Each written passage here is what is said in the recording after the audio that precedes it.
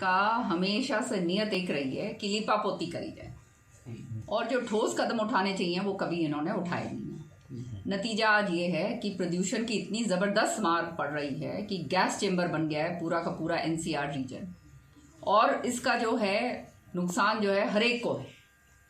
उसके साथ साथ ये जो आने वाले समय की जो हम पूछते हैं उनके लिए तो कुछ छोड़ के जाने वाली की तो बात ही छोड़िए, हमारा खुद का जो है जीना जो है दुर्भर हो रहा है।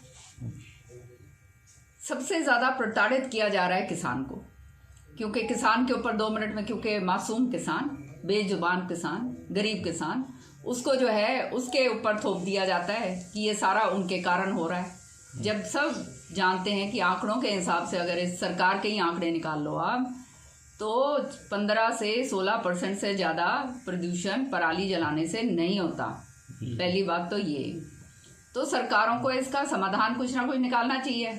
अब किसान तो वैसे ही बिल्कुल मरा पड़ा हुआ है, तो उसको आप किस तरह से उसको आप कोई विकल्प दीजिए जिससे वो पराली ना जलाए। ये इनको ढूंढने चाहिए थे, इस तरह के चीज़ें ढूंढनी चाहिए थी। अब हमारे जैसे लोग जो इन बहुत स्टडी करते हैं इसके अंदर बहुत मैंने पोल्यूशन के ऊपर जो है एक बहुत ये ऐसा मुद्दा है जो बिल्कुल मेरे बहुत ही दिली जहनी तौर पे इसके ऊपर मैं बहुत काम करने की कोशिश करती हूँ।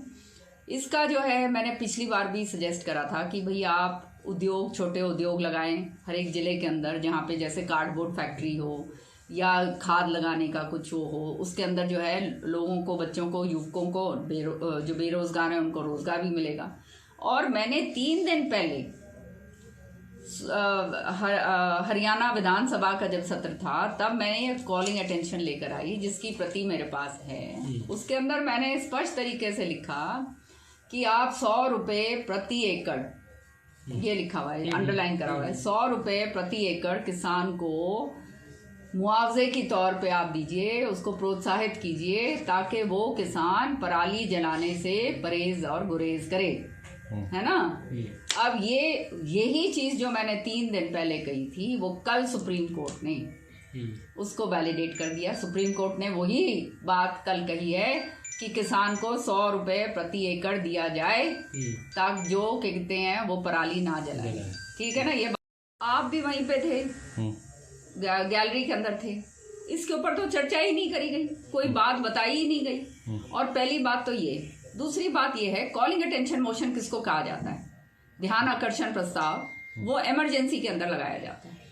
आप समझते हो ये प्रक्रिया है, हमारे रूल्स ऑफ बिजनेस हैं जो ये सरकार कभी ना पिछले 5 साल में फॉलो करा और इन्होंने भी ये शुरुआत कर दी कि कॉलिंग अटेंशन मोशन का मतलब कि कोई भी ऐसा अहम मुद्दा जो सरकार के संज्ञान में एक विधायक लेके आना चाहता है तो वो अपना उसके जरिए, और वो ऐसा अहम मुद्दा जो मतलब बहुत ही संगीन मुद्दा हो, उसके जरिए, कोई हर एक छोटे मोटे मुद्दे नहीं इनके अंदर ला के दिए जा सकते। इंपॉर्टेंस का जो मुद्दा है उसको आप जो है, जब आपको कॉलिंग अटेंशन मोशन हम लेकर आए हैं, आपका जो है विधानसभा सत्र है, आपको इसको लगाना चाहिए था, इसके ऊपर चर्चा होती, इसके सुझाव यहाँ पे जाते, सरकार को उसका फायदा होना था।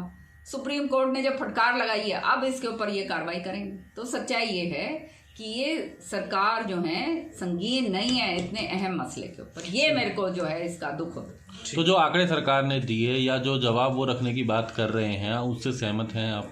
जो आंकड़े ये लीपापोती करने के लिए दे रहे हैं। आपने देखा कि पूरा का पूरा जो अभिभाषण जो इन्होंने दिया है उसके अंदर कोई ठोस बात लिखी ही नहीं।